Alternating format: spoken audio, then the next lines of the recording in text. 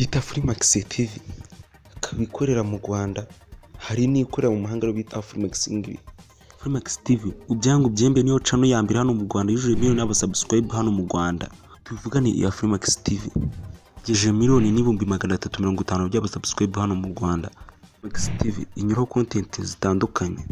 Ya Freemax TV inyuraho content zitandukanye. Abantu bafite imibiri idasanzwe, abantu babukanye ubumuga budasanzwe, abantu bafite imbaraga zidasanzwe. Ahangaha basuye umugore warabuze urubyaro ariko nyuma akaza kubyara abana b'impanga bane. Nagize aho ndiheba nemera ko ntazigera. Uyu nawe Freemax TV yamugezeho. Si ibyo gusa, yagiye isura abantu bafite ubumuga budasanzwe, abantu bafite imbaraga zidasanzwe, abantu bakoze ibikorwa bidasanzwe. Nk'ubu ngubu hano uyu mukobwa akundana n'uyu muhungu mubona, hano uyu mugabo afite imbaraga zidasanzwe.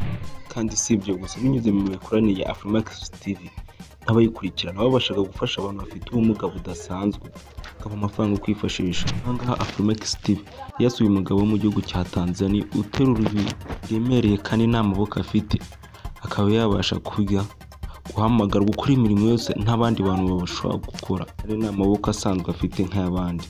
Steve yakoze ibikorwa bikomeye ku yamashyi.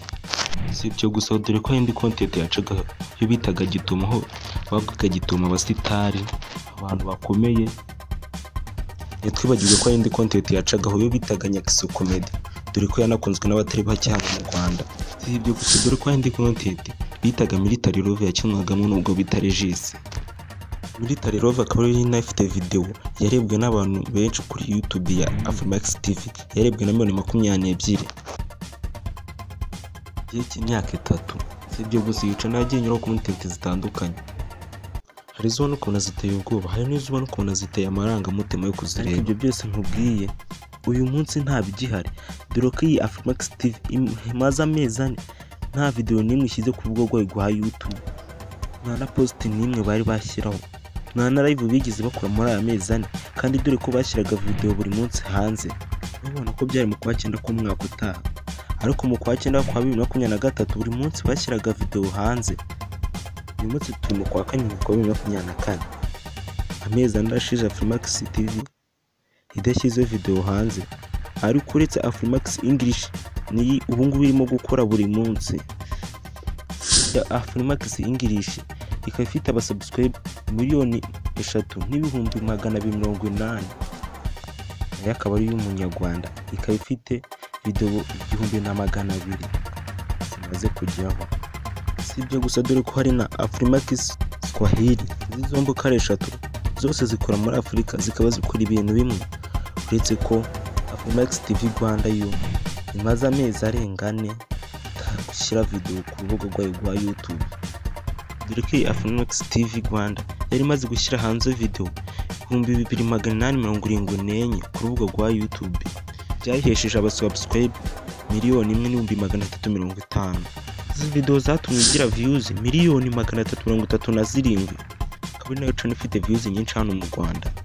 Iya Freemax TV ikaba yabaririrwaga amadolari ari hagati ya 472 n'ibihumbi 7,500, amafaranga y'u Rwanda arenga 500,000 na 8,200,000 ku mwaka. Showbiz iteganya ko yaba ahembwa amafaranga ari hagati y'amadolari 5,700 n'ibihumbi 95. Urumva ko ari amafaranga menshi cyane. Kandi kuri izi mbuga za YouTube ucika intege ukora gake nibwo kugenda ugabanuka, amafaranga aragabanuka, abasubscribe baramanuka. Dore ko nguko ku kijyanye n'abasubscribe witwa Meda amaze kubacaho ariko washumbi 200. Urumva ko iya Freemax TV iri kumanuka ijya habi. So ari iki gituma Freemax TV Rwanda itagikora? Freemax English yo ikabikora, ndetse na Freemax Swahili nayo ikabikora. Uze kubyandika uko byumva muri comment, ukande subscribe, ukande like, ukande no kuri yonzegera buri video ishyikize hanze uzajya utibona, uze gukora share ahantu hose. Ejo ntuzacikwe video icyatumye yagatubura channel ye. Iki sabwa no ukanda subscribe. Bye bye, mwari kumwe na Jean Paul TV Show. Kanda subscribe, like, twikomereze.